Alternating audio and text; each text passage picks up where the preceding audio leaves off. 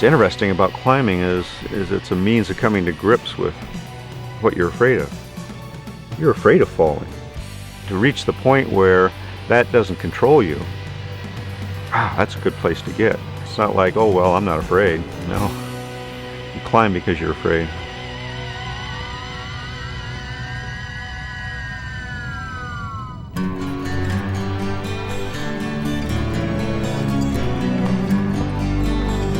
Everything that goes on happens with this intense exposure. The fact that there's so much air underneath you, there's so much rock still above you, and that it continues on either side forever and ever.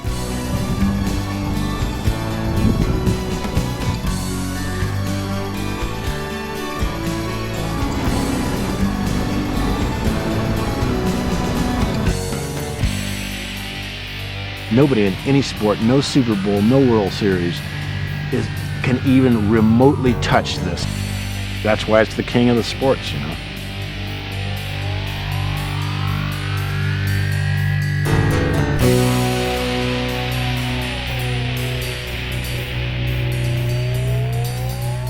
We were, full of hormones and young guys just trying to prove what they can do.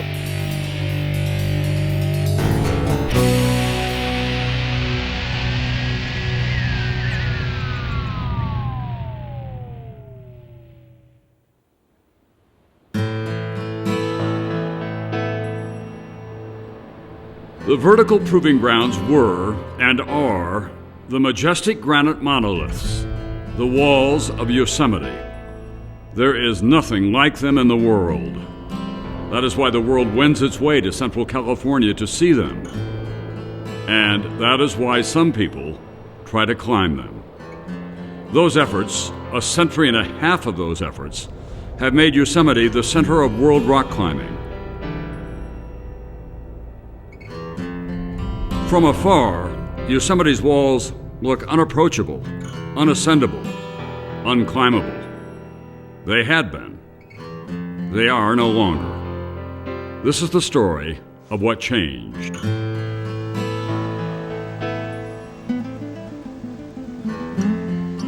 Before Yosemite became home to rock climbers, it was home to Native Americans of the Yosemite Miwok tribe. To them, El Capitan was Tutakanula, named in honor of a legendary inchworm.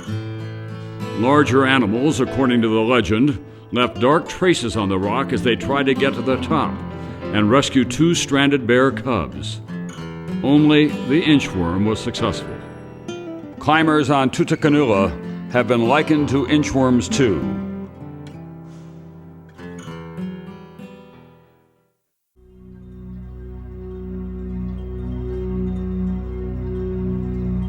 When white settlers migrated to the west, Yosemite's legend changed. The California Geologic Survey hired mountaineers in the 1860s to find whatever mineral deposits might be inside all that unmapped and untapped beauty.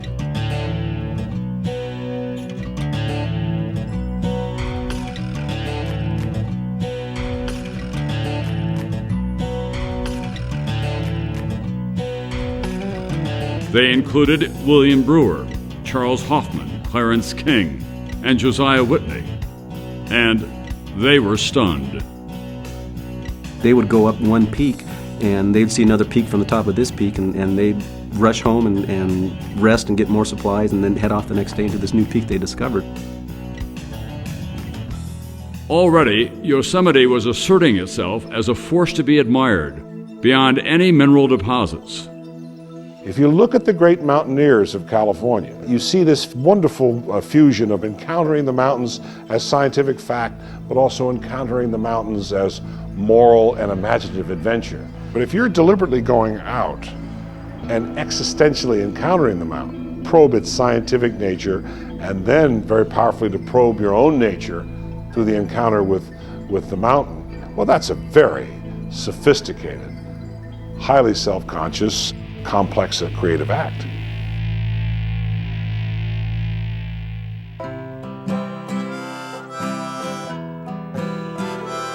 The first act in the evolution of Yosemite climbing had begun. While early mountaineers climbed most of the Sierra Nevada peaks, The vertical walls of Yosemite remained untouched. Josiah Whitney declared the summit of Half Dome never will be trodden by human foot. Local resident John Conway disagreed. He led a group of energetic young boys on the first serious attempt to reach the summit, up its slippery northeast shoulder in 1871. As these young boys were scampering up the slopes, the idea was that they would kind of haul a little rope up with them and climb up as high as they can and then nail some spikes into the cracks there and attach the rope to the cracks. They really didn't get very far.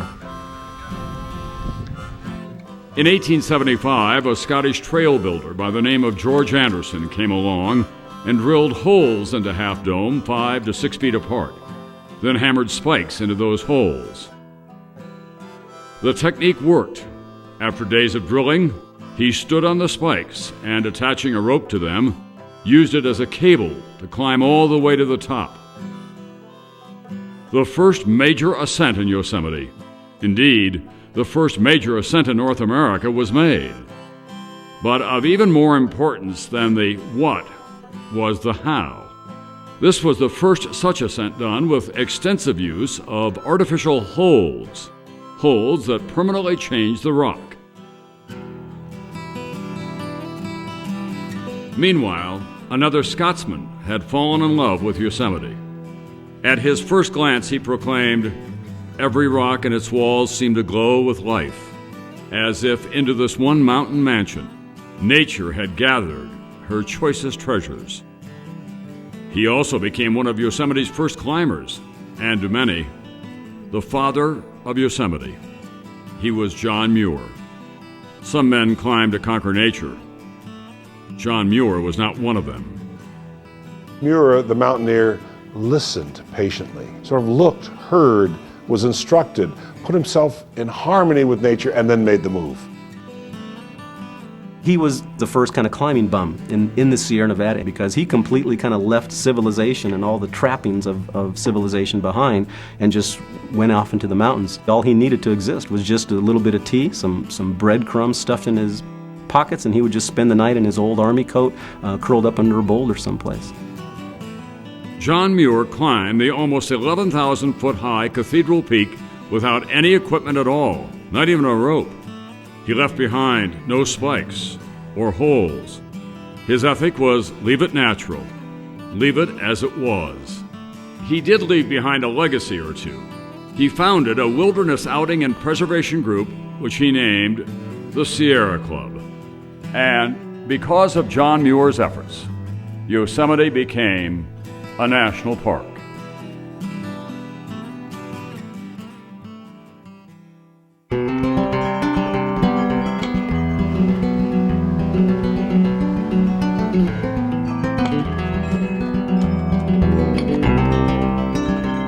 For decades, the rock stayed not only natural, but more or less out of sight and mind to anyone but the few who clambered up or around its countless slopes. Then, in 1931, the old stone spires and granite faces got new attention. Francis Farquhar, a mountaineer who later wrote the definitive history of the Sierra Nevada, invited the internationally renowned climber Robert Underhill to California to teach the basics of rope climbing to Farquhar and his climbing friends. The basics meant using pitons, narrow steel spikes with a hole at the back end that are hammered into the cracks in the rock. The basics meant using carabiners, the metal snap links capable of holding more than a ton, which attach a rope to the pitons. The basics especially meant learning a new safety system of belaying, by which a rope secured to an anchor position connects climbers so that no one can fall too far. The eager and enthusiastic students included Marjorie Bridge Farquhar. She would become the first woman to take part in a roped first ascent in Yosemite. Francis came back from having climbed with Bob Underhill with the Harvard Mountaineering Club. He was all keyed up to show a group of us how to use the rope. And then Dick Leonard came along, and some of these fellows, they really got hepped up about it. So that we got to the point where we went into pitons and carabiners and began doing it correctly. We started with a cotton clothesline, which later turned out had a strength of about 200 pounds. And the climber below would rise up and put his weight on it with the rope around the hips of the belayer up above, who, by the way, always was anchored back to the trees or the rocks behind him so that he wouldn't be pulled off. In 1932, Dick Leonard, Francis Farquhar, and Jules Eichhorn formed the Cragmont Climbing Club, named after a practice rock they climbed in Berkeley. Before long, it merged with the rock climbing section of the Sierra Club. We actually practiced falling, catching a fall. A fellow would jump 10, 15 feet free fall, and we would catch them before they reached the ground. Once in a while, we'd reach the ground first, but most of the time we had 6 or 8 inches left over.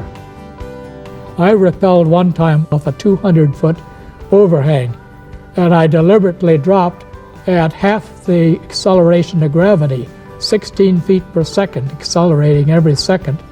And when I ended up at the bottom of the 200 feet, there was a big column of smoke, about 5 feet long, going up behind my rear end. Climber Mike Corbett collects climbing artifacts, including old ropes. When the climbing got difficult, you always sent the smallest and lightest person up first, because if they did fall, since they weighed the least, they had the best chance of not breaking the rope.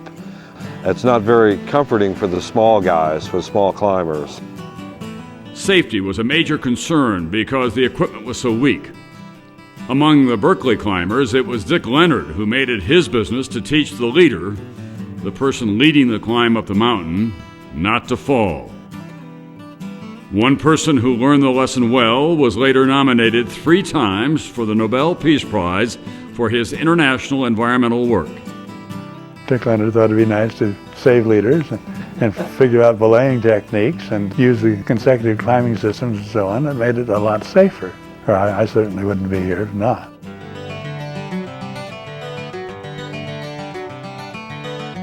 In the summer of 1933, Leonard, Eichhorn, and Bester Robinson decided the practice rocks of Berkeley no longer offered enough of a challenge. They headed to Yosemite, specifically to higher Cathedral Spire. A spire is attractive because it is so sharp, and there's no way up except by climbing up the easiest side of it. We investigated these spires very carefully through Ansel Adams' photographs and the photographs of Francois Matthes, the great geologist of Yosemite. We started on an overhang on the higher spire, driving some 8-inch nails into the crack. Fortunately, we were intelligent enough to know that if the rope started running through that loop of 3/8-inch rope, it would burn it through. Couldn't do it. So then we gave it up. They tried again in November and again gave up, halfway up. Their third try was the following April. Their ascent became a landmark in North American mountaineering. Well, we had only iron pitons, which we purchased from Sporthaus Schuster in Munich, and they were a variety, blades and angles.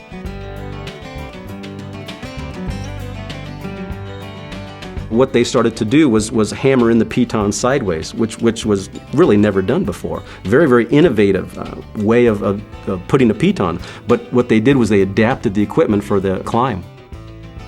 We were up about 500 feet up on a big ledge, and we were yodeling down below. And one of the tourists came dashing in to Chief Ranger of the park at the time and said, "There's a couple of guys up on the cliffs who are stuck up there and are hollering for help." He said, "Those guys are Bester Robinson and Dick Leonard. And if they can't get down, nobody can get them down. The ranger was right. They didn't need rescue. They reached the pinnacle of Higher Cathedral Spire, the tallest yet climbed in Yosemite. The group's greatest satisfaction came in showing the proper use of climbing techniques could get a team up difficult ascents safely. That was really a milestone in Yosemite climbing because they were very much pushing the limits, not just for that time, but for the difficulty of the climb, the sustained nature of the climb, and the fact that of course, rescue was virtually impossible at that time. The stakes went higher and higher and higher. In 1936, Morgan Harris raised the stakes when he made the first ascent of the Royal Arches using what was later known as the Pendulum Traverse. It's not particularly hard, but it does involve going up high and putting a piece of gear in, and being lowered off of it and running back and forth on the wall to swing across to get past a blank area and reach a crack or a ledge, things like that. And we commonly do that, especially in Yosemite, because in Yosemite it's vertical cracks that are your natural avenues to the top.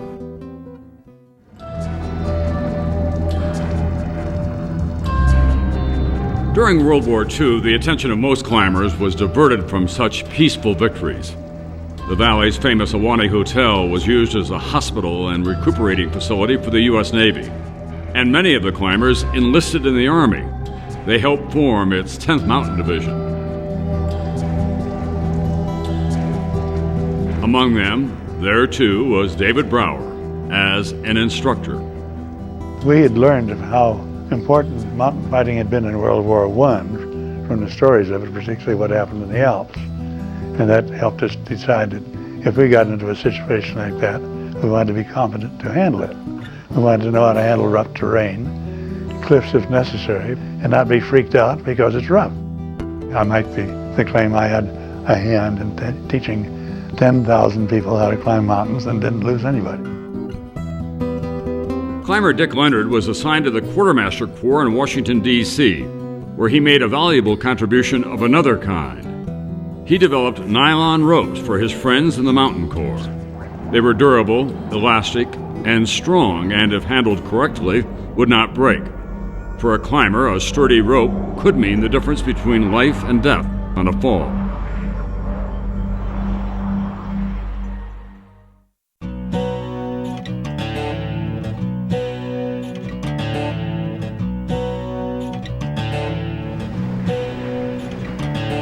Once the war ended, weary veterans took nylon ropes to a peaceful training ground. Yosemite's walls beckoned as never before.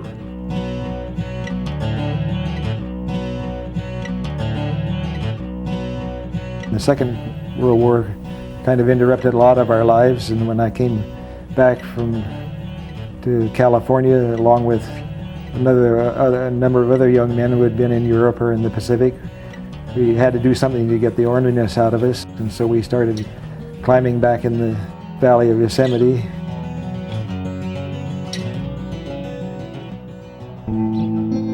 Climbers of the first post-war years included a man who became another legend. He was decades older than most of the other climbers. He was Swiss, he was bold and inventive. His name was John Salathe, and he impressed a climber who would become a legend himself, Yvon Chouinard. Chouinard was impressed not only by how Salathe climbed, but how he forged. He reinvented pitons. Yosemite's granite cracks are so hard on pitons, many of the old soft iron pitons buckled and twisted when they were hammered in and had to be left behind. Not Salathe's. The original Salathe pitons were made out of Model A Ford axles, which is a chrome vanadium steel, very hard steel. You know, he was a blacksmith, so, you know, he could make a piton out of anything. The pitons also impressed climber and author of the book Camp 4, Steve Roper. Salathe's pitons, you could drive those guys into incipient cracks, just pound them as hard as you could, and they would go in, and they would stay, and you could take them out, and they wouldn't have a mark on them. For a big climb, you only had to take maybe 15 or 20 pitons. And if you were using soft pitons, you'd have to take hundreds, and that would be a gigantic load. You couldn't do it. We were coming from the tradition of John Muir, which said, you don't leave anything behind. You leave no trace behind. And so we wanted to use these hard steel pitons to not only open up new routes that you couldn't do otherwise, but to put the pitons in and take them out. Salathe gathered his pitons and his confidence to make the most difficult climb ever attempted in all of North America, Yosemite's Lost Arrow Spire. The talk among some of the pre-war climbers that would be one of the great ascents if it could ever be made. And of course, I felt rather like John did, that we were aiming for the best and that we should get to it before somebody else did. At first, Salathe attempted to climb the spire alone and failed. He tried again with a partner and almost made it. Then, Axe Nelson put his own idea in play. On Labor Day weekend in 1946, Nelson, his friend Jack Arnold, who was a prisoner of war in Germany, had dreamed of climbing the spire, and two other climbing partners hiked to the rim near Yosemite Falls. Their plan was to toss a rope over the spire and pull themselves to the summit that way. After hundreds of attempts, the rope went over. That night, Arnold and I went down to sleep in the notch and climbed around the next day to where we could get to this line and pull the heavy nylon ropes over the top of the arrow, guiding it very carefully by somebody on the rim, moving back and forth so that it wouldn't fall off. It did not fall off, and neither did they. Many climbers were impressed by the daring, but scorned the climbing techniques. As for Salathe, he was infuriated to be robbed of his expected triumph by what he called a rope trick. Thought it was extremely unfair and dirty tricks and all the rest of it, that it should be done that way. And he said that if he could get a proper climbing partner, that he'd go back the next year and do it right. Hard feelings or not, Salathe teamed up with Nelson to take on the Lost Arrow Spire together. After 5 days of climbing and 4 nights of bivouacking, sleeping on the wall, the pair conquered this milestone without a rope trick. The sense of challenge grew. Now, the imposing north face of Sentinel Rock beckoned a young climber who found great satisfaction in being a pioneer, Alan Steck. You see it, and you naturally think, well, there's a possibility of a route there, and sure enough, there was. Over the 4th of July weekend in 1950, when Steck realized most of the other climbers were off leading trips in the High Sierra, he convinced John Salathe to join him up Sentinel. Salathe by then was over 50, more than twice as old as then 24-year-old Steck. They faced their main difficulty on Sentinel at the highest point reached on previous climbs. Above them stretched so-called chimneys, cracks so wide they must be climbed from inside. Usually, a climber leans against one side of the inside of the chimney and supports himself by bending one leg to the wall beneath his back, the other leg stretched to the other side. Then, the climb begins. Making the pair's attempt more difficult, they were running out of water. The heat was extraordinary. It was about 100 degrees. When you get in the upper chimneys, the air is cool in there. John did this marvelously. Still, being low on water intensifies your agony. So there wasn't much we could do. We had to get off, so we just toughed it out. We had a half a cup of water at the end there. And John took his little quarter cup and he fished around in his rucksack and pulled out his false teeth, and he took all the water to lubricate his teeth so he can get them back in. So none of that water ever got down to where it was really needed. The two reached where they really wanted to go, however.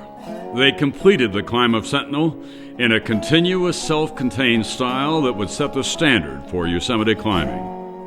It was Salathe's last big climb in the valley, but by no means the end of his influence. He had this sense of style of never taking the easy way out, which meant avoiding drilling a hole in the rock and putting in an expansion bolt, which anybody can do. He did that when it was absolutely necessary, but he was the one of all the climbers that we knew or heard of who could push that the furthest. And so he became our kind of standard to aim at. Royal Robbins, who would later apply Salathe's climbing style to Yosemite's biggest walls, was hooked.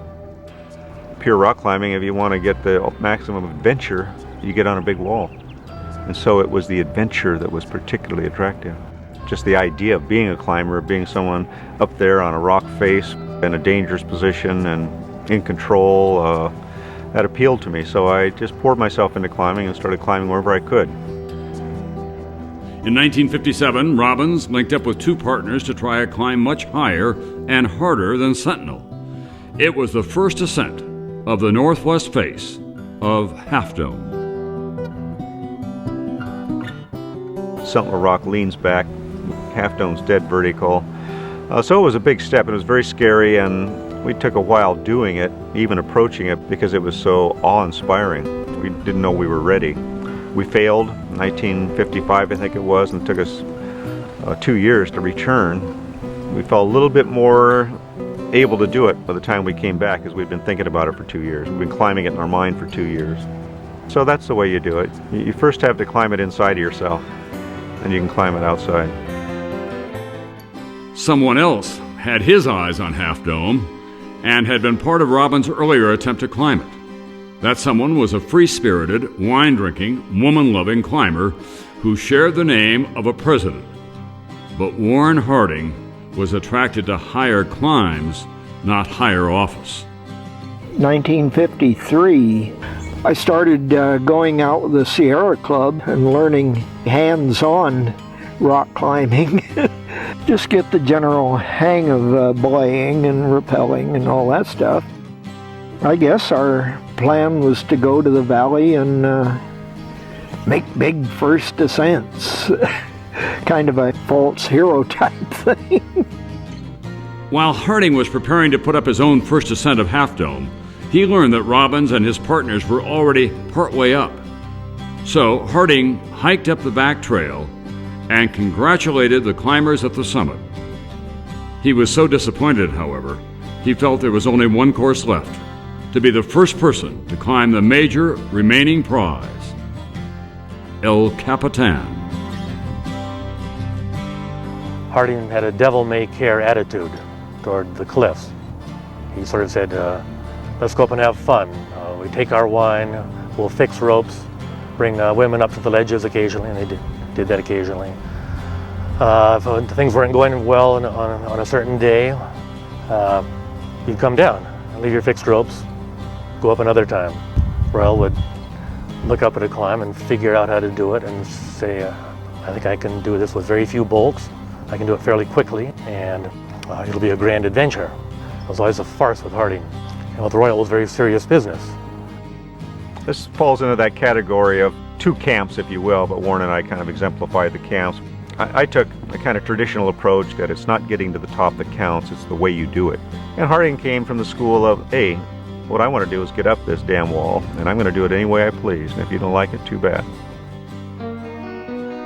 El Capitan is serious business no matter how it's approached. Climbers have called this 3,000-foot granite monolith the crown jewel of American rock climbing, the reason for the pilgrimage to Yosemite. El Capitan is the most beautiful wall in the world, I think. It's the most perfect granite, and it was right there in the valley, and it was basically saying, look, climb me if you can. Warren Harding heard the captain's call, roped a few other climbers into the effort, and started up. They chose the most prominent route on the rock face, the so-called nose. We figured we'd get as high as we could and string the thing with fixed ropes and come down and then go back up. The term is siege climbing. Maybe we invented that or caused it to be invented. Much of the equipment that the climbers used on El Capitan in 1958 was homemade.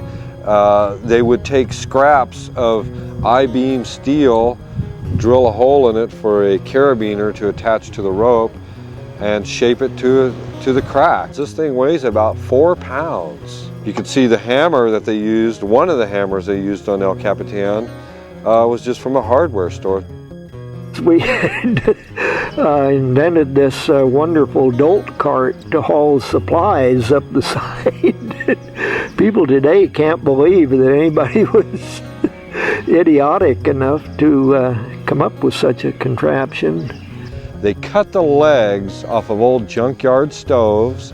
They took those junkyard stove legs, reshaped them into pitons, and that's the type of equipment they were using. I look at that equipment and it looks like it was designed by a caveman.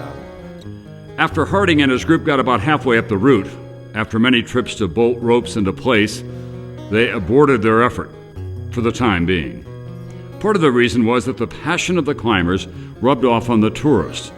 They stopped to watch Harding's friends watch him, and eventually created traffic jams. Park Service rangers told Harding to hold off until after the tourist season. He did, but that meant climbing in shorter days in colder weather. In November of '58, Wayne Mary and George Whitmore and I set out with the idea that we were either going to make it in this push or abandon the thing. We would come down off the fixed line and be festooned with slings and beaners and all kinds of stuff.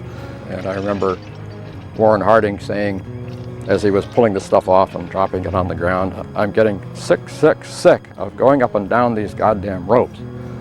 Let's come back and go up there and stay with it until we finish it, or it finishes us." The men who climbed with Harding may have been concentrating more on survival than on style. Each pitch, every section of the climb, took them higher into unknown territory.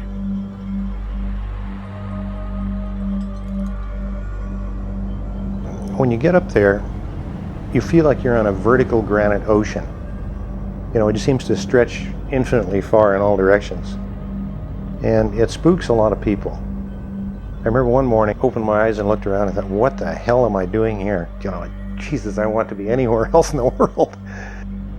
Farther up the granite, Warren Harding was getting spooked too.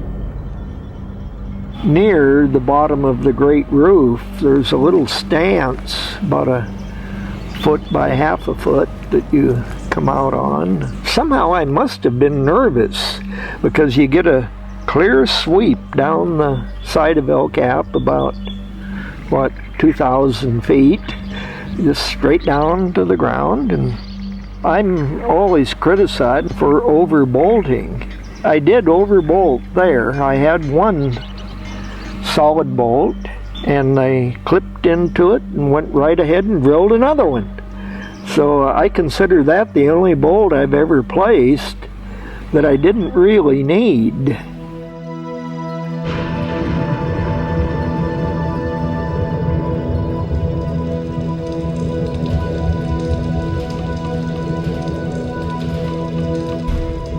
Well, the last days were tough because we had a little fall storm which came in. Fortunately, it was so steep that most of the snow went past us and didn't hit us. The main problem was that we didn't have much food and water left. So when we took off, it was on short rations, and we pretty well had to get to the top fast.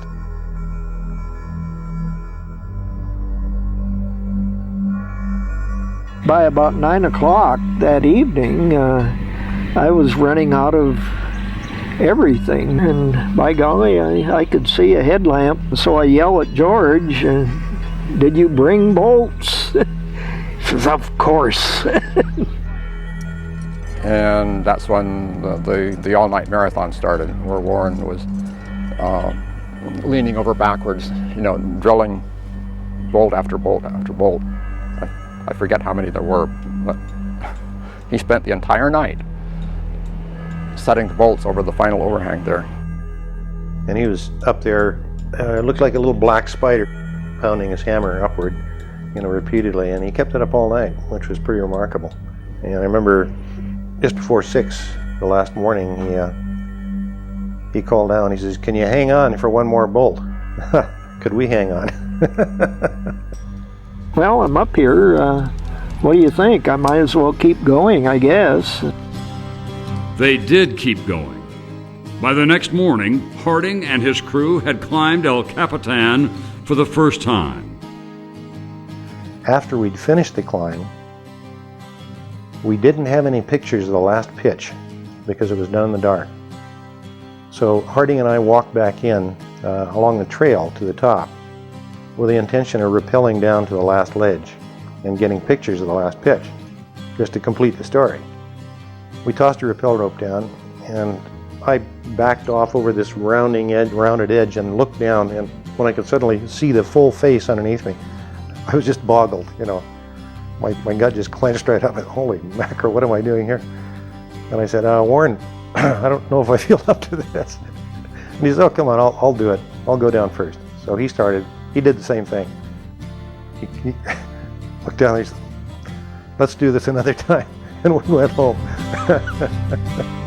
The first ascent of El Capitan had taken over 45 days, spread over a year and a half, literally on and off the wall. Climbing El Capitan for the first time was totally new. After somebody's done it, you might do a harder route on the same wall, but there's a different element of the unknown involved.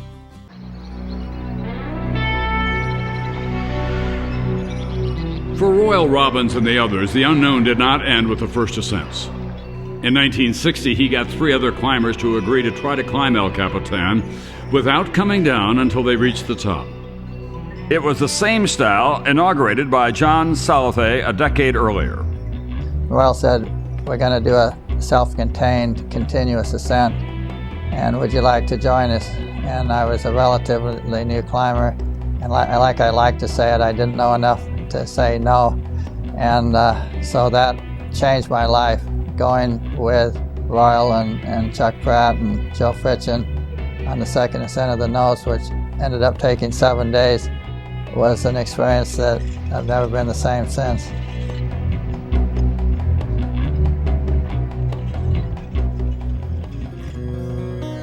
About a year after that triumph, Royal Robbins, Chuck Pratt, and Tom Frost refined the art of big wall climbing when they tried another new route up El Capitan. We didn't so much create the route as discover it. It was there, it was embedded in the rock. Along the way, they honored an earlier adventure. They didn't have a name for it. They were calling it the southwest face of El Cap. Well, that's a stupid name. So we call that the Salathe Wall. It's great not because it's hard, but because it has so many wonderful qualities that you want to find on a big wall. Good bivouac spots, for one thing. Different types of climbing, excellent rock, different types of problems that require figuring out a not straightforward, but an elegant kind of roundabout route that makes the most of the rock. And it's beautifully situated on the side of El Capitan. Standing in the meadow, the El Cap meadow, looking up at El Capitan, it's a frightening thing. And for a climber, it is so frightening that we have to go up. And the view down at the meadow from up high on El Capitan is a lot less frightening than the view from the meadow looking up.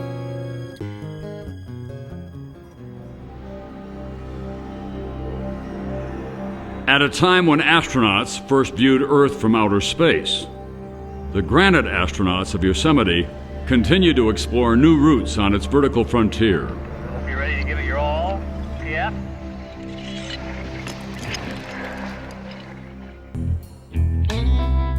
In 1965, Yvon Chouinard and T.M. Herbert became the first two-man team to climb El Capitan when they made the first ascent of the Mural Wall. Herbert's version is questionable. I was very strong and giant of a man, and so Yvon, being 5'4", I had to put him in the pack and carry him, and so it was pretty much me, and he just went along for the ride. T.M. Herbert got to be proud of his precedent-setting two-man climb for a whole year, until he learned that Royal Robbins was at the summit, having done the same route, alone. It was the first solo climb of El Capitan.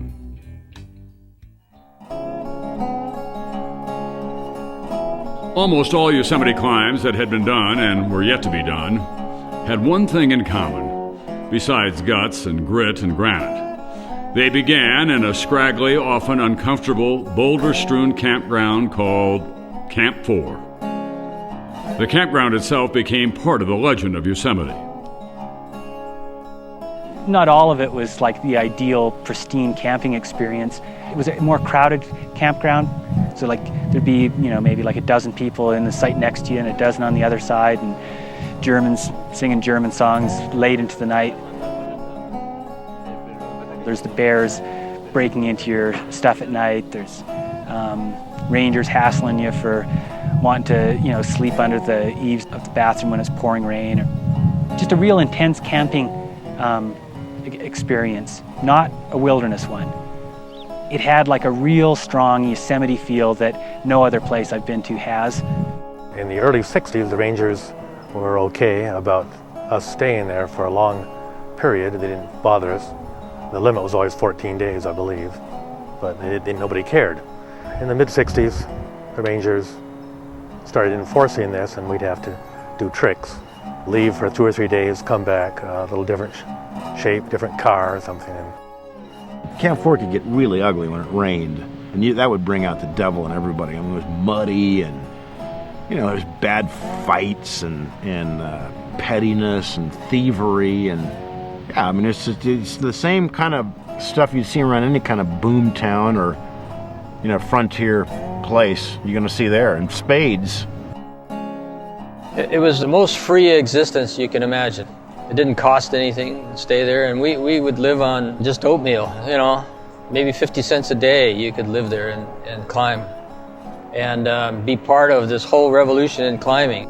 More and more people began to stay there longer and longer, and then people took climbing more and more serious, and jobs and your education were backseat to the serious climbers of that era. The great thing about Camp 4, which still exists today, is that there's a community of climbers, international community, and it was always so exciting to think about being around the camp and running into this person or that person. I remember when they closed Camp 4 for renovation. We had to camp in another camp area, and it was interesting, that there wasn't the community, there wasn't the energy. It was sort of more diffused.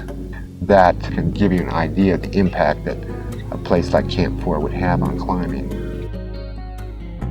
The Curry Company, which ran the commercial part of Yosemite, considered Camp 4 and its camping climbers so wild, the site was made off-limits to employees. That, of course, made it even more interesting to the female employees.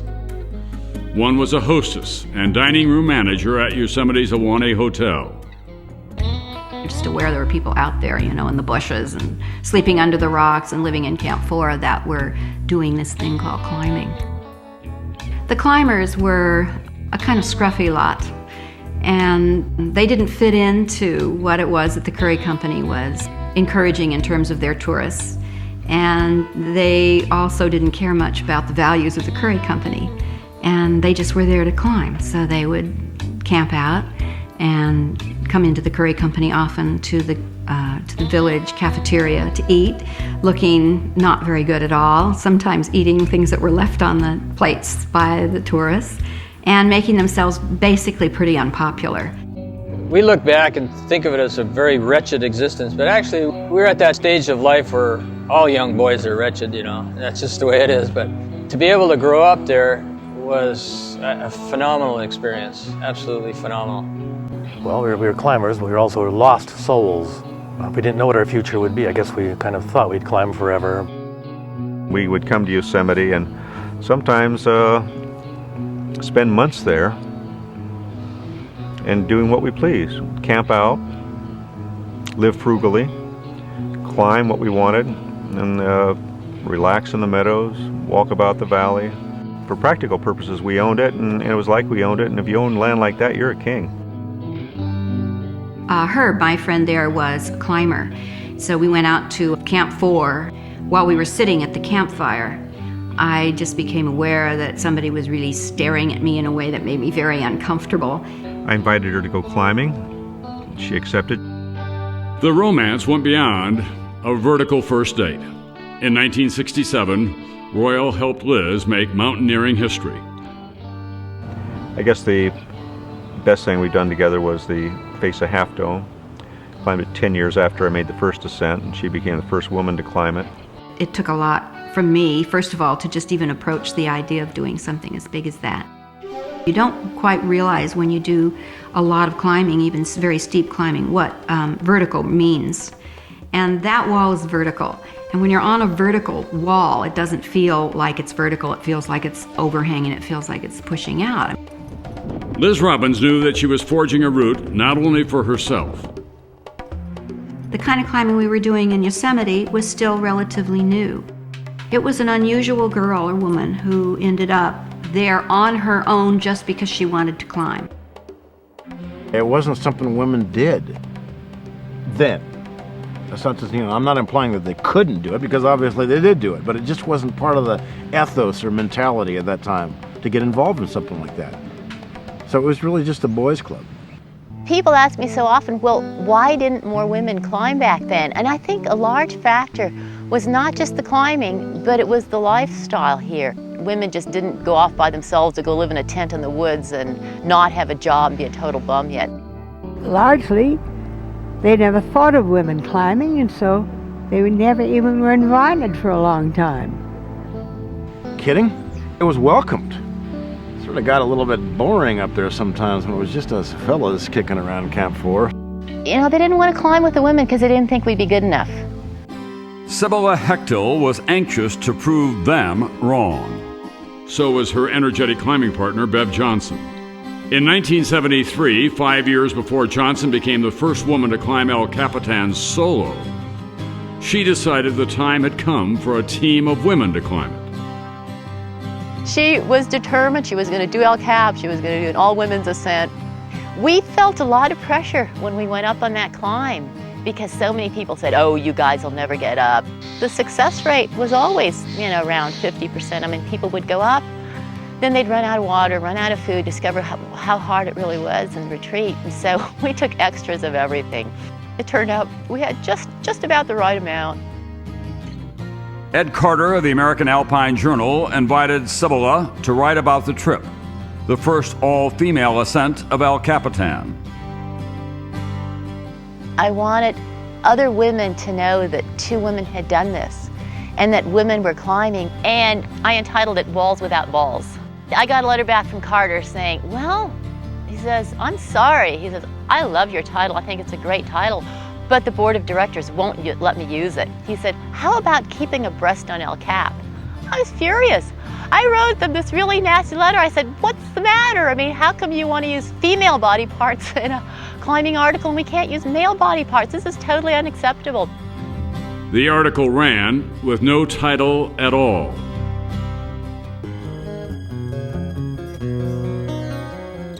The phenomenon of women climbers, successful record-breaking women climbers, was only one of several revolutions on the stone faces of Yosemite. The climbs and the climbers themselves were changing.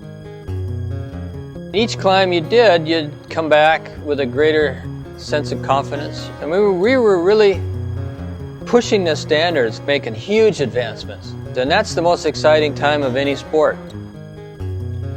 Yvonne Chenard and Tom Frost were leading another revolution in the valley, one centered on equipment. Tom Frost and I tried to climb Cat Pinnacle, and we got up there and we tried pounding in pitons and cracks, and they wouldn't go in. It was real tiny little hairline cracks, very incipient, and all the pitons that we had were way too thick. We worked on what Yvonne called the realized ultimate reality piton, the RERP. This RERP would force its way into a seam. With these various tools, we were able to climb the walls without the use of many bolts at all. They made the RERPs out of an extra hard type of metal called chromoly steel and headed back up Cat Pinnacle. I was pretty spooked out using this tiny little thing that was only in, 1/8 of an inch, but it held my weight, and we did the first ascent of this climb. Pitons, no matter how little, are regarded as active protection because they are hammered into the rock. Passive protection doesn't mar the rock at all. The most primitive kind of passive protection was a pebble. Early mountaineers would tie a rope around a pebble, place the pebble in one crack after another, and pull themselves up a mountain. Pebbles evolved into manufactured chalk stones, chalks for short. In 1967, Royal and Liz Robbins used an updated version of the chalkstone called a nut, adopted from machine nuts to climb Yosemite's Nutcracker route. It was the first U.S. climb done entirely with the nuts, or portable chalkstones, instead of pitons. By that time, we really were becoming aware of the fact that cracks were being destroyed by pitons and that it was something that was going to get a lot worse. And classic, wonderful routes were going to change in nature so that they really wouldn't be the same at all. We decided to change our whole company over and go to making these chalks, these little aluminum blocks that you can put in with your finger in the crack. Just set them in there and they're just as strong as pitons. But you know, not very many climbers agreed with us, because you're telling someone who has a whole history of taking a piton and pounding it in with a 20-ounce hammer up to the hilt, and that can hold, 10,000 pounds, and you're telling them, look, you can do the same thing with this little chalk, and you just put it in like this with your fingers. They're not going to believe you. To make them believe, Chenard went up the nose of El Capitan again. He did use pitons that were already in place, but just put in chalks the rest of the way. Climber Ray Jardine, who was also a NASA engineer, found another way to protect the rock and the climbers. His revolutionary design was a spring-loaded camming device known as a friend that could be placed in a crack with one hand.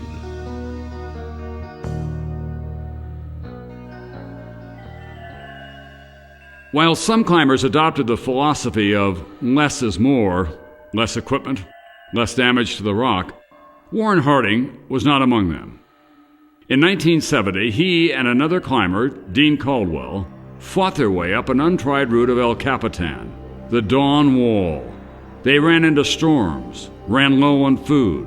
About the 20th day into the climb, still some 500 feet from the summit, about all they had left was determination. We noticed there's an awful lot of activity, aerial activity, expensive helicopters flying by. I wonder what all that is.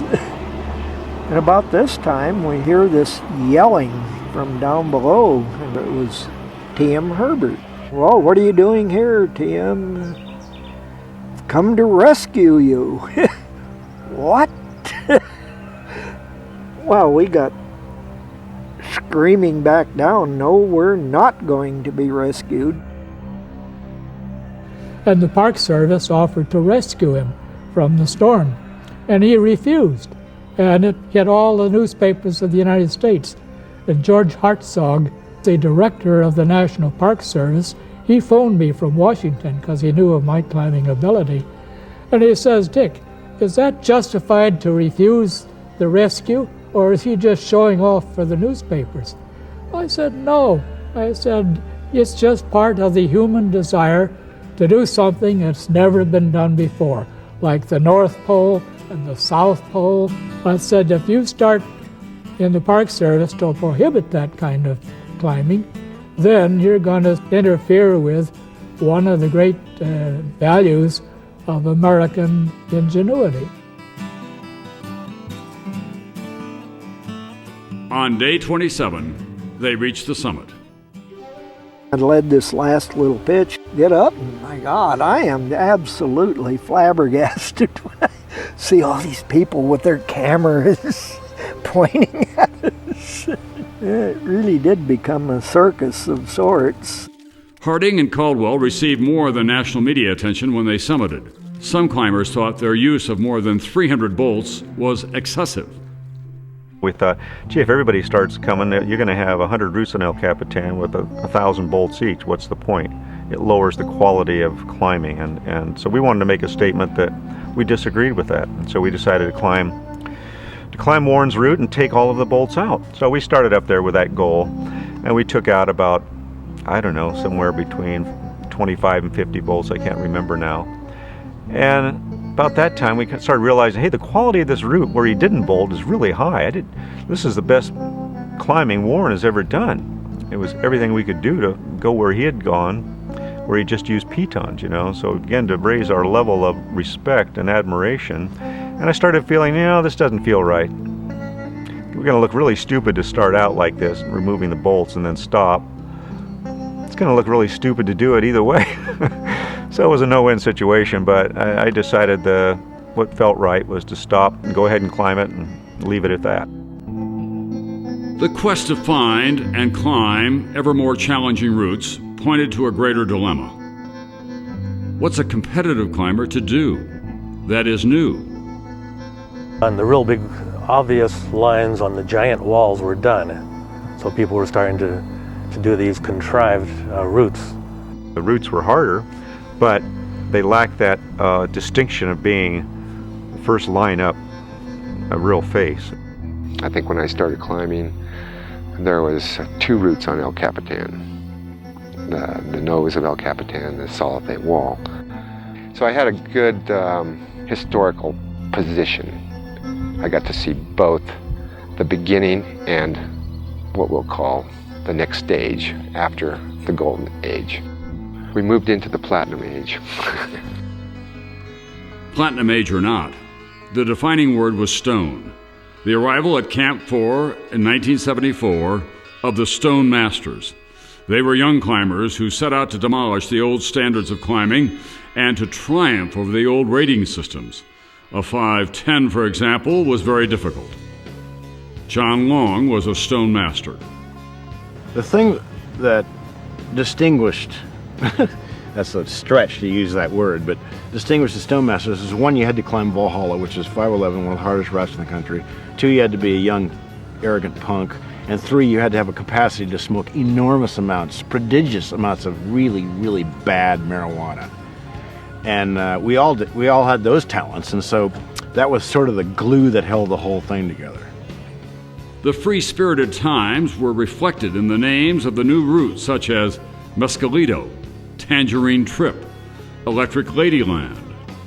Bridwell, who was the high llama of the whole scene, he was just enough older than us that he seemed to know everything. So he was very influential.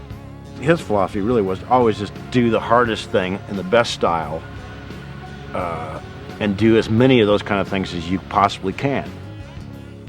In 1975, Bridwell suggested to 2 of his Stonemaster protégés, Long and Billy Westbay, that the 3 of them together climb the nose of El Capitan in a single day. He chose the longest day of the year, which fortuitously coincided with free lighting, a full moon. It would illuminate their 4 a.m. start. Despite the advantages of time and light, Long found the very idea of the quest daunting. El Capitan Day, that started off as like a pipe dream in the early 70s. Wow, think about climbing El Capitan Day, and it was always thought to be ridiculous, you know, impossible. A lot of it had to do with the gear. The gear was just so crude compared to what we had nowadays. We got together, Bridwell, Billy Westbay, and myself, that had 3 different sort of talents, and it just blended real well, and we had a really good game plan. We were all really in pretty good shape and waited for a long day, and we just did it. One of the things that makes El Cap and climbing Yosemite is such a great thing, and that is the medium itself is so much more spectacular than any other sport. So you can have a $1 zillion price or purse and 50 million seeing the US Open or the Olympics or whatever, but it's still people beating a little ball over a net on a piece of cement, okay? When you're doing something historic on something like that is, you know, we're not getting paid to do this, but boy, nobody in any sport, no Super Bowl, no World Series, can even remotely touch this. Yeah, that's why it's the king of the sports, you know. Jim Bridwell put up the most difficult rock climbing routes anywhere in the world during the 70s. These were fearsome routes. I mean, talk about fear. Climbers feared some of the routes that Bridwell put up. There were sections, pitches, that were reputed to be, if you fall, you die. I copy. Talk to you when I get in place. Okay. The routes up Yosemite were all fearsome to varying degrees, and with good reason. Between 1960 and 1990, 55 climbers lost their lives trying to master the uncaring walls. In 1970, the Park Service began a program to rescue climbers as well as lost and injured tourists. Yosemite Search and Rescue, better known as YOSAR, consisted of 20 climbers who were on call to help at any time. Part of their pay was free campsites in Camp 4. YOSAR developed many innovative rescue techniques that were adopted worldwide, but could not prevent all the climbing deaths in the valley. There are about 2 a year now. The climbs have continued. Danger always will be part of the challenge.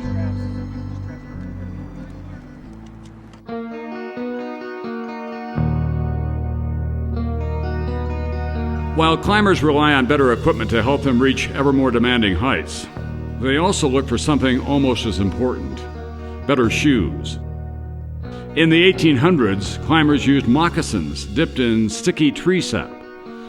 In the 1930s, they found that cheap Japanese shoes worked well. The soles were only 1/8 of an inch thick, and you could just wrap your toes around every bit of rock and stick them in the cracks, and they're very flexible. Up until the middle 1960s, the climbers wore whatever type of shoe they could get a hold of. That could be a hiking boot, a work boot, a tennis shoe. It wasn't until the middle 1960s that the climbers really had a good climbing shoe, and that was the EB climbing shoe. In the early 1980s, a Spanish shoe manufacturer came up with goma cocida, in English, cooked rubber. The manufacturer asked a confident young climber named John Backer to try out a pair.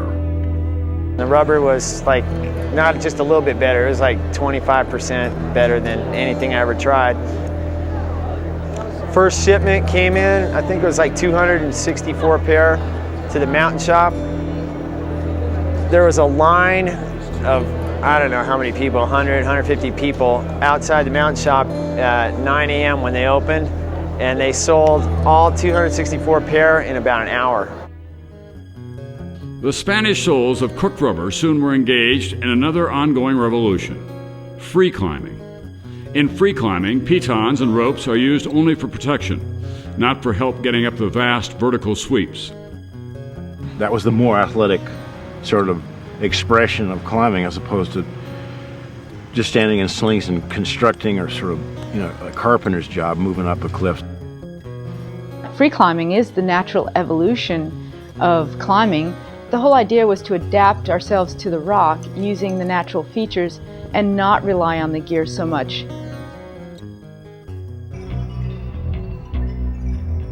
Todd Skinner and climbing partner Paul Piana put up the first free ascent of the Salathé Wall 27 years after Royal Robbins, Tom Frost, and Chuck Pratt first climbed it. I think that the magic in free climbing is when you get right to the edge of what you're capable of doing. Now, what that means is that your power is being tested, your mind is being tested, your ability to solve problems under terrible time pressure is being tested, and right at that moment where you might or might not make it, I think is where all of the payback comes from ever leaving the ground. The audacious success of Americans free climbing the vast walls of Yosemite brought a new batch of admirers to the valley. Then you had Europeans coming to Yosemite to see what we had. What you guys got over here that's making you guys be able to do all these climbs that nobody else in the world is doing at this time. Rock climbing, what had been an obsession for a few people in the 1930s, was becoming an international obsession. What we were learning on big walls is now being applied, all over the world, on giant walls in the Karakoram and Baffin Island and places like that.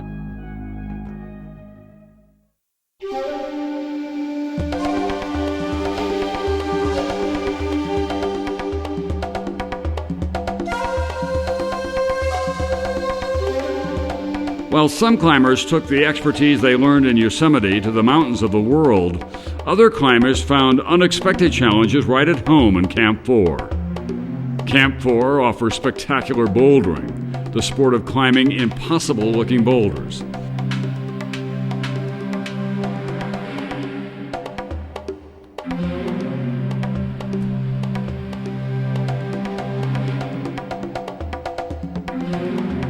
For months in 1978, two of the best climbers in the country, John Backer and Ron Kauk, attempted to climb Midnight Lightning, the seemingly unclimbable route up Columbia Boulder set in the middle of Camp 4.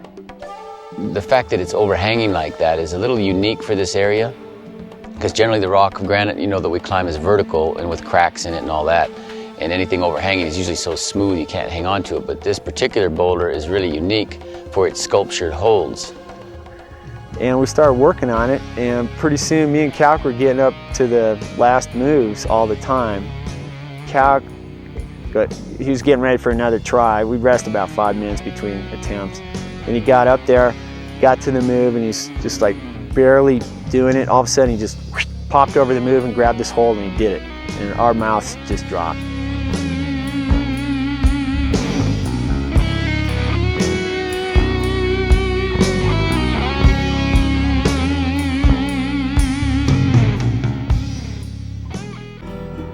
Back on the walls of Yosemite, the move was away from the team approach. Climbers were trying hard routes, free solo, without any protection at all.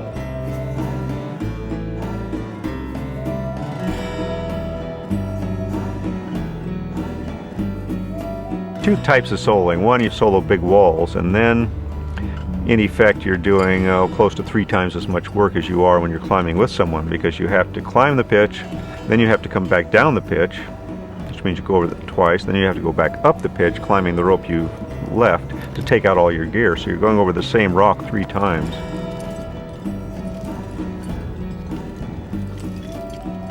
The other type of soloing is when you solo without a rope, and the main difference there is the potential danger is greater, because if you fall, you're dead. John Backer took free soloing to new heights. I soloed a climb called New Dimensions in Yosemite. That was the first 511 in Yosemite. Me and Kauk were down there. I go, hey Kauk, I'm gonna do this thing. And he's like, I'll watch. And I soloed it, and people didn't accept it as art. People kind of looked at you like you're a lunatic. But deep inside, I was kind of smiling because it wasn't that big a thing, really.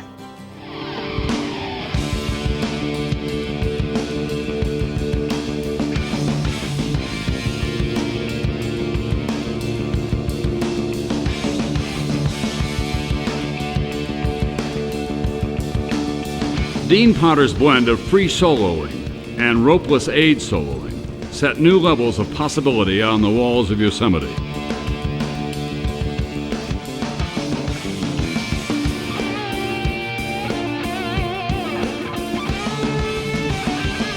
During a big solo climb like the Nose, I'm so in the moment I almost don't feel anything but what I'm doing. It's such an extreme thing. The exposure would be overwhelming if you let it come in to your focus.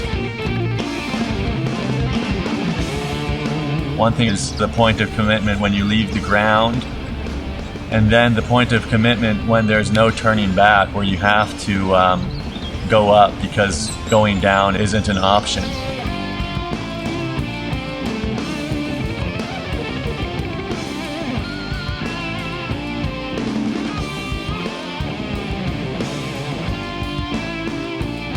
One misconception, of course, that the tourist in the valley floor has is that everybody that leaves the ground has a death wish.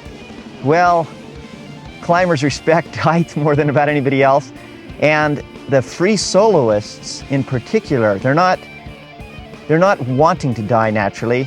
There is a strange reward in risking dying. That is a very odd, almost has a drug value to it that is sort of addictive.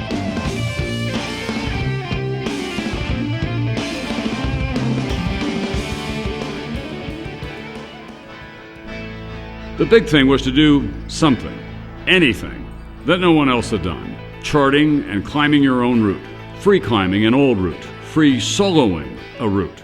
climbing routes faster, or climbing 2 or more routes in a day. The term is enchainment. In 1986, Peter Croft decided to enchain in a single day 2 of the most famous rock climbs in the world, the nose of El Capitan and the northwest face of Half Dome, more than a vertical mile in all. I'd been thinking about it for years. It was such an obvious thing for a non-climber to go into Yosemite Valley and just go, well, which are the 2 cliffs that strike you the hardest? He was looking for a partner to do it, and I said, I'll do it. We could do that, no problem. We started at midnight. We didn't really go that fast on El Cap. We topped out around 10 in the morning, which, by today's standards isn't like that fast. And then we were pretty leisurely about the whole thing. We had some lunch over at the stables and then just started hiking up. Took us 4 hours and 3 minutes on Half Dome. We came down, it's still light. We're gonna go do some more climbs, but we decided just to go to the bar and have some beers instead, and that was it.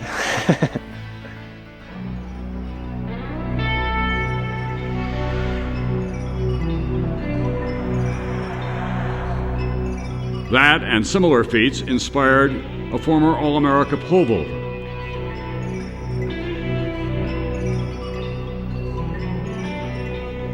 For the last 50 years, every single standard was met and pushed and beaten in Yosemite.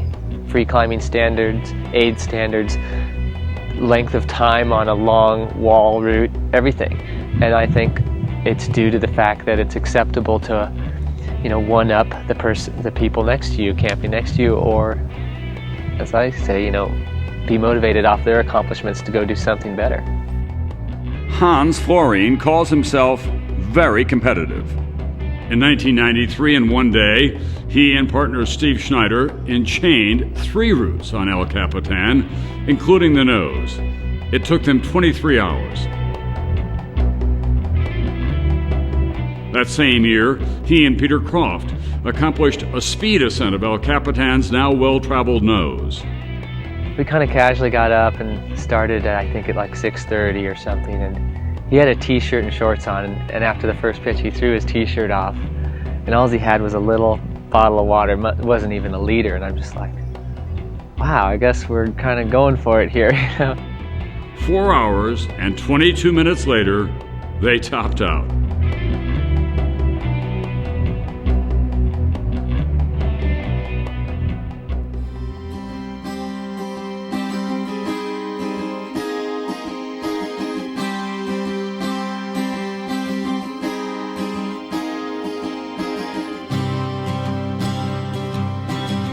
Enter Lynn Hill with her own plan for the nose.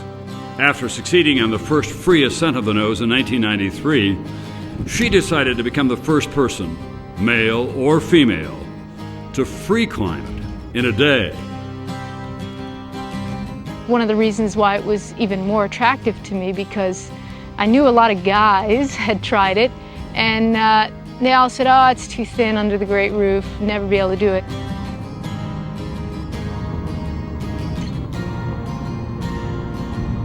The very last pitch on El Cap is overhanging. It's a pretty impressive place to be, and you look down and you just know that you don't want to be making any mistakes.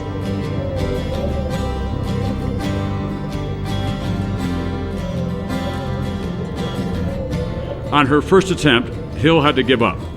She ran out of something nearly as vital as water, the chalk dust climbers put on their hands to help grip the rock. No chalk and being tired in the middle of the sun, I just couldn't do it. So better planning the next time. On the day that I actually did it, I had an exciting moment on the pitch that I had to do it in the sunlight because my protection fell out, and I looked down and it looked like I could fall onto a ledge. And I thought, well, should I renounce the effort? No, I want to do it in perfect style, okay. And I had a couple pieces of protection that I planned to put up higher, and one of them actually fit where I needed it, so I put it in and kept going. And then on the Camp 6 pitch, I had a lot of trouble, as it turned out. After 18 hours of climbing, and I started falling once, twice, 3 times, and I thought, oh no, how could I not be able to do it here? So I just summoned everything I could, because I thought, this is just too important. I thought about all the people that, I knew when I was younger in Camp 4, all the climbing heroes and people that inspired me, the guy that taught me to climb, and I thought, all these people are with me now, and they all want me to do it, so I'm gonna do it. And I did.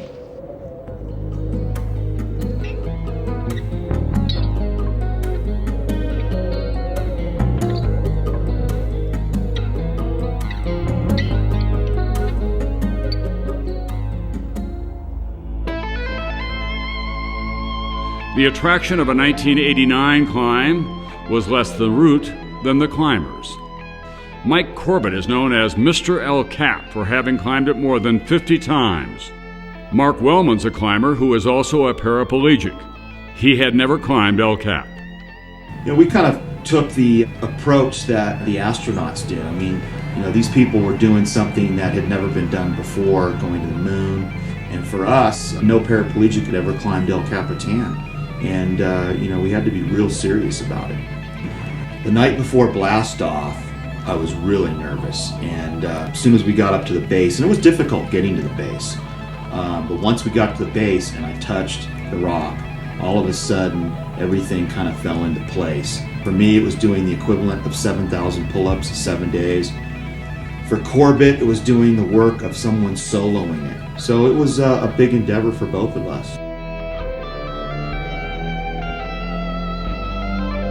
Very last pitch was really super low angle, and I was crawling, and Mike said, just jump on my back.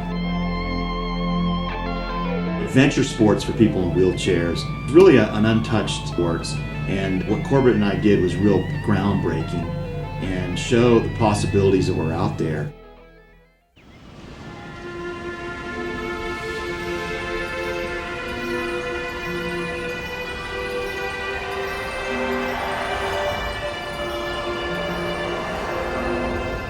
While one challenge after another got dreamed up, an unexpected obstacle threatened the challengers' dreaming ground, Camp 4 itself. In 1997, the so-called flood of the century caused by El Nino made Yosemite's Merced River overflow and inundated much of Yosemite Valley.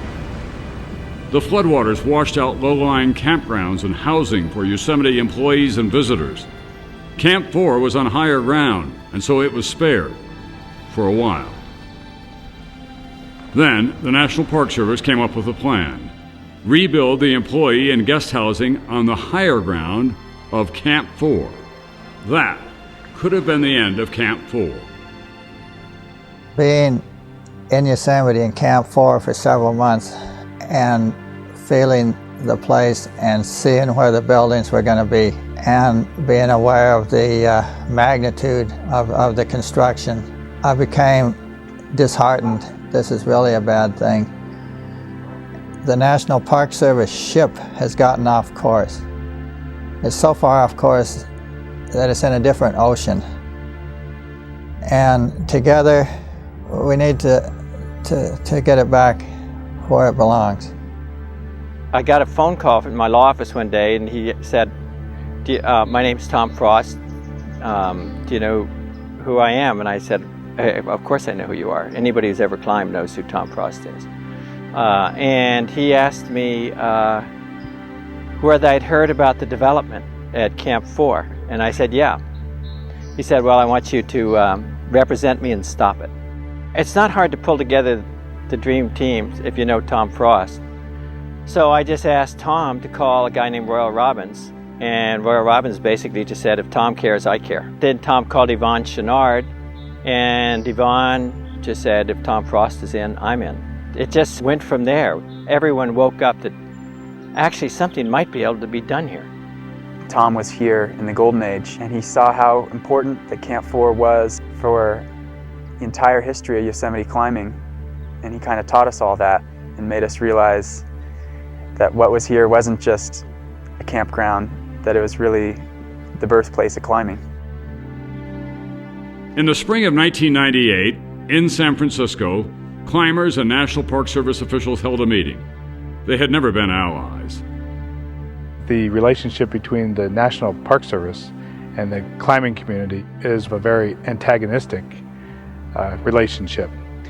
I think the National Park Service here at Yosemite always viewed them as a different, maybe class of citizen that was coming to the park, using it in very different ways than the traditional park visitor, and maybe a little bit more of a free spirit. It's a relationship that's filled with tension. Stereotypes get bred and people just live with stereotypes on both sides. On the other hand, the Park Service relies heavily on the climbing community, particularly at Camp 4, for helping out with search and rescues for the average visitor, the 8-year-old child that's lost. And there's lots of built-up feeling that the Park Service is ruining the parks and that we are the pure environmentalists and that they are the bureaucrats. And it's very easy to skip from that to enjoying hating them.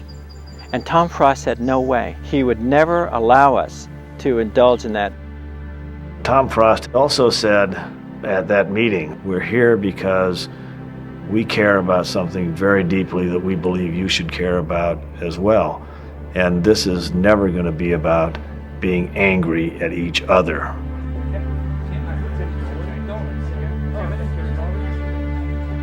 Despite forced civility, neither side would budge. Besides asking Dick Duane to be the lead attorney in the case, Frost asked the American Alpine Club to join the climbers if a lawsuit needed to be filed. We'd never taken legal action against the Park Service. This was kind of a shocking idea. Shocking, but true. They joined the lawsuit to protect Camp 4. Then the climbers took a bolder step in this latest Yosemite adventure. They started the process of having their beloved, scruffy, boulder-strewn campground placed on the National Register of Historic Places. The response overwhelmed everyone. The French, the Austrians, the Japanese, the South Americans were all emailing us or writing us saying they're with us. The world came together and said, there are 3 important places in the world in the history of climbing. They are the base camp at Mount Everest, the base camp at Chamonix, and Camp 4. Suddenly, the whole evolution of my thought about what Camp 4 was just took a huge growth or flip-flop or whatever one would call it to recognize that in fact we had something at least of national significance and maybe of international significance right there in Yosemite Valley. This broadened my view of what history can be, made me think about how these walls relate to the whole stretch of American history and this little camp down there. And what kind of people make history is not necessarily the Thomas Jeffersons or the General Grants of the world. It might just be kids that are coming out here and are passionate about expanding themselves in a place like Yosemite.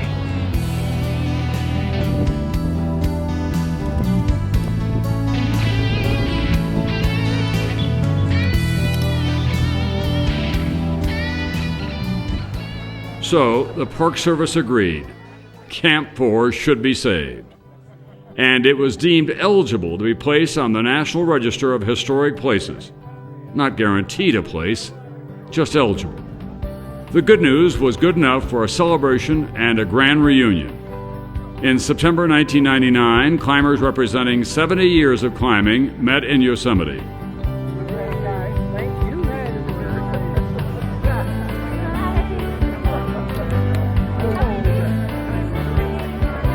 Feeling of spirituality about a place is not a single thing. It's when you have multiple memories and history, and it all comes together into something so that when you look at it, it always resonates in your mind. That's there for me in Yosemite and Camp 4 more than any place in the world. Most of us were just climbers, and I don't know, maybe we haven't used our brains as much as we could have, but at least we found the best place in the world to climb our brains out. So, see you with that. Thanks. And it's like Yvonne said, you know, the super alpinists would come out of Yosemite. What we didn't understand is, for that to be fulfilled, the whole world has to come to Camp 4 first. It's been a great being a part of it.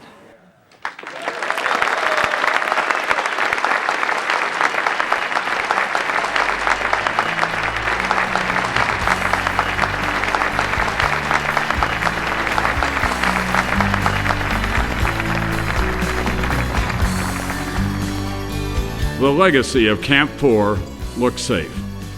So does the legacy of Yosemite, as a spectacular and beautiful place to test oneself.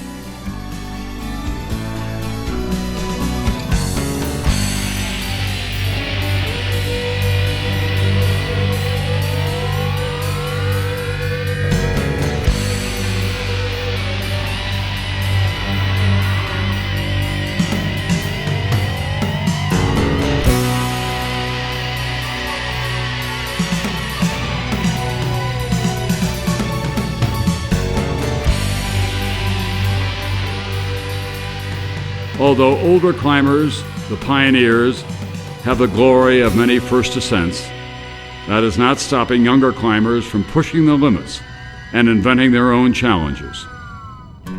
Yosemite can absorb them all, their bodies and their spirit.